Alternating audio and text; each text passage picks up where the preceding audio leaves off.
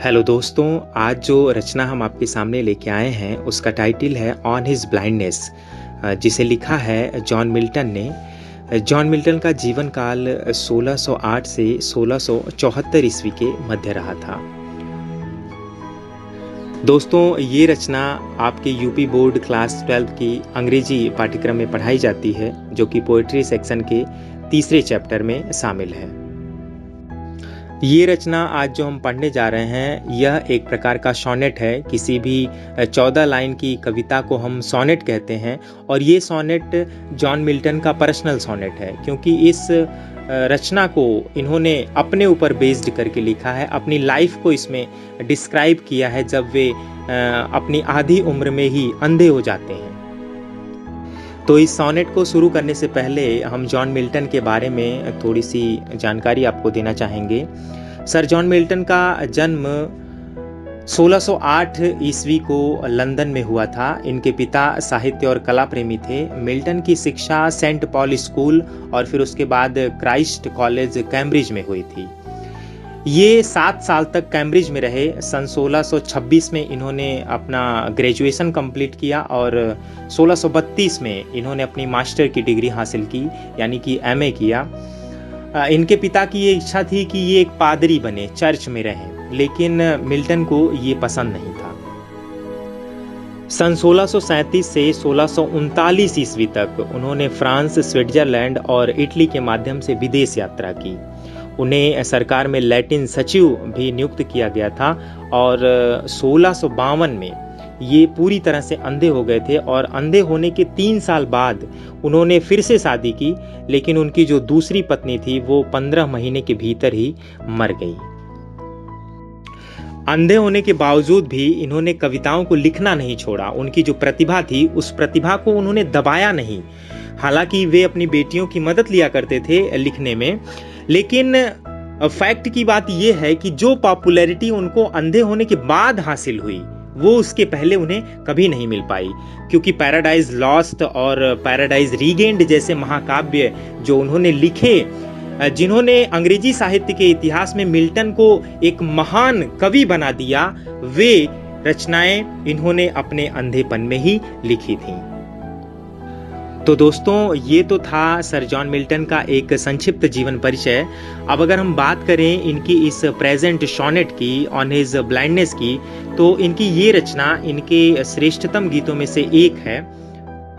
और ये सोनेट एक तरह का मोनोलॉग है। मोनोलॉग का मतलब होता है एकल संवाद। जब व्यक्ति कभी कभी अपने आप को बहुत अकेला महसूस करता है तो वह अपने आप से ही बात करता है। तो मिल्टन जो है जब अंधे हो जाते हैं 42 वर्ष की उम्र में, तो वे अपने आप से ही कुछ बातें करते हैं। वे अंधे हो गए, उनका जो डिप्रेशन है वो निकल करके सामने आता है। अपने आप से ही कुछ बातें वे बड़बड़ाते हैं।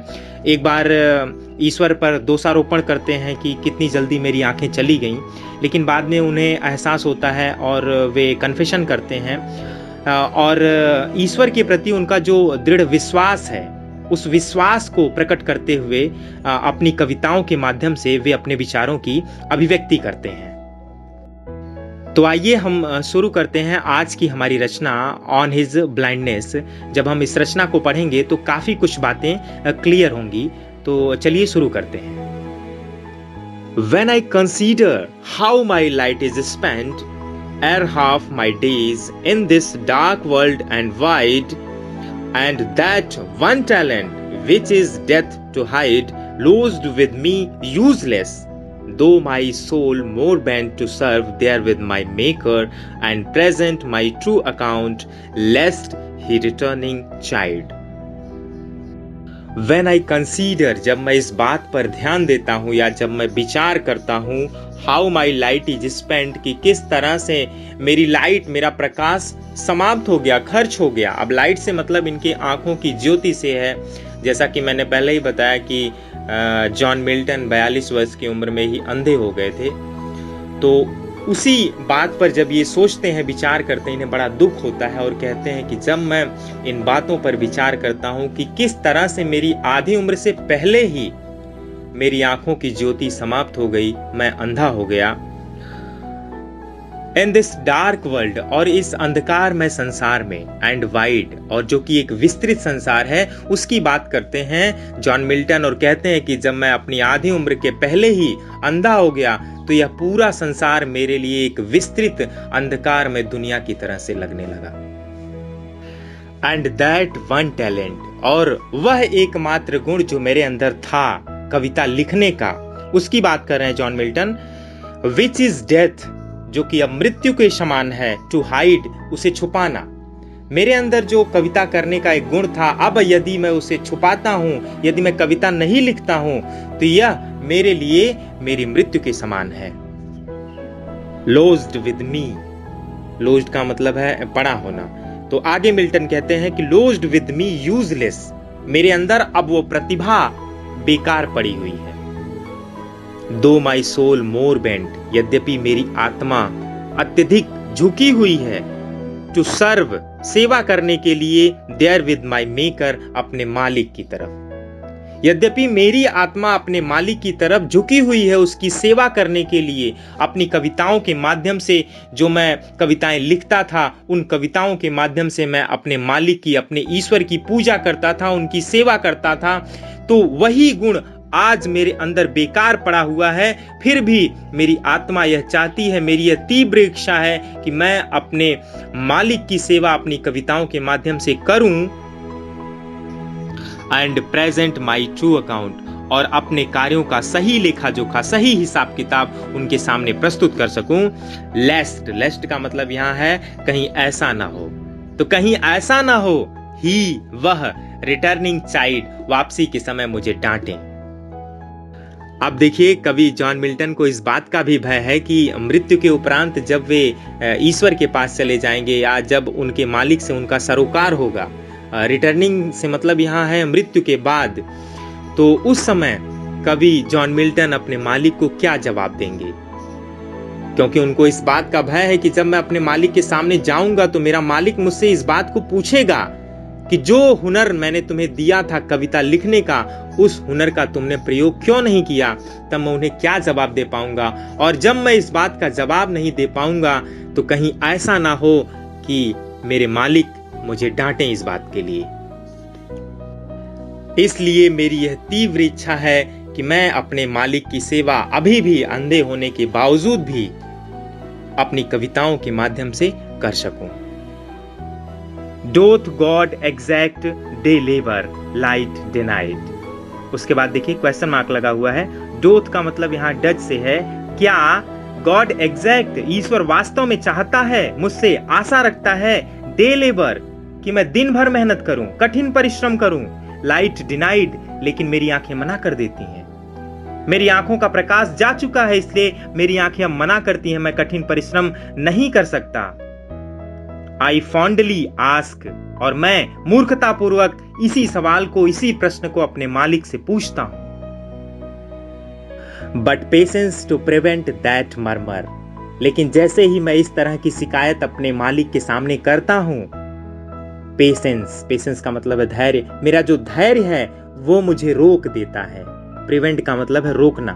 दैट मर्मर, इस तरह की बड़बड़ाहट को, जैसे ही मैं इस प्रकार की शिकायत अपने मालिक के सामने करता हूं, मेरा धैर्य इस प्रकार की बड़बड़ाहट को रोक देता है। सून रिप्लाइज, और तुरंत ही उत्तर देता है, गॉड डोथ नॉट नीड, कि ईश्वर को इन सभी चीजों की कोई आवश्यकता नहीं है।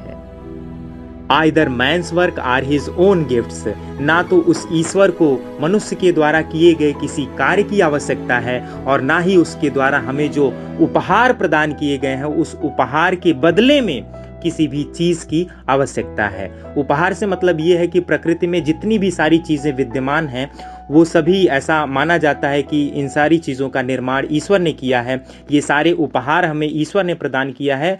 तो उन उपहारों के बदले में भी ईश्वर हमसे कुछ नहीं चाहता है। Who best bear his mild yoke, और जो लोग अपने दुर्भाग्य का अच्छी तरह से सामना करते हैं, वैसे योग कहते हैं जुए को, जो जुआ जो है बैलों की जुताई करते समय उनके गले में डाल दिया जाता था, उसको हम कहते हैं योग। लेकिन अब उस योग से मतलब है यहाँ दुर्भाग्य से। लेकिन जो लोग अपने दुर्भाग्य का सामना बड़े ही साहस के साथ करते हैं, उनकी बात कर रहा है कवि। दे सर्व हिम बेस्ट, वही लोग ईश्वर की सेवा सबसे अच्छी तरीके से करते हैं। यानी कि जो लोग अपनी परिस्थितियों से लड़ जाते हैं, अपने दुर्भाग्य से जो लोग प्रसन्नता पूर्वक लड़ते हैं, उनका सामना करते हैं, वही लोग ईश्वर की सच्ची सेवा करते हैं। His state is kingly, और उनकी जो अवस्था है, ऐसे लोगों की अवस्था जो अपने दुर्भाग्य का सामना डट करके करते हैं, ऐसे लोगों की अवस्था is kingly, राजाओं जैसी होती है। Thousands at his bidding speed and post over land and ocean without rest. Thousands, हजारों ऐसे लोग हैं, या यूं कह लें कि हजारों ऐसे देवदूत हैं। At his bidding, जो कि उसकी आज्ञा पाते ही, स्पीड, तीव्र गति से, एंड पोस्ट, और पोस्ट का मतलब है यात्रा करने से, तीव्र गति से यात्रा करने के लिए तैयार हो जाते हैं। ओवर लैंड, चाहे वो भूमि पर हो, एंड ओशन, या फिर समुद्र में हो, कोई भी कार्य चाहे वो धरती पर हो चाहे वो समुद्र में हो, ईश्वर की आज्ञा पाते ही हजारों ऐसे लोग हैं जो उसके कार्य को करने के लिए तत्पर हो जाते हैं। विदाउट रेस्ट, बिना किसी आराम के। अर्थात ईश्वर की आज्ञा पाते ही हजारों ऐसे देवदूत हैं जो बिना आराम किए उसके कार्यों को संपादित करने के लिए लालायित रहते हैं। They also serve, और वे लोग भी सेवा करते हैं। Who only stand, जो केवल खड़े रहते हैं। And wait, और इंतजार करते हैं। तो ऐसे लोग भी ईश्वर की सेवा करते हैं जो कि केवल खड़े रहते हैं और इंतजार करते हैं। कहने का मतलब ये है कि जो लोग अपना सब कुछ ईश्वर को समर्पित कर देते हैं, उसी पर छोड़ देते हैं, वे लोग भी ईश्वर की सेवा करते हैं। तो दोस्तों, यही था इस कविता का भावार्थ। उम्मीद है कि आपको समझ में आ गया होगा। मिलते हैं आपसे अगले वीडियो लेक्चर में। तब तक के लिए हमें दीजिए इजाज़त। नमस्कार।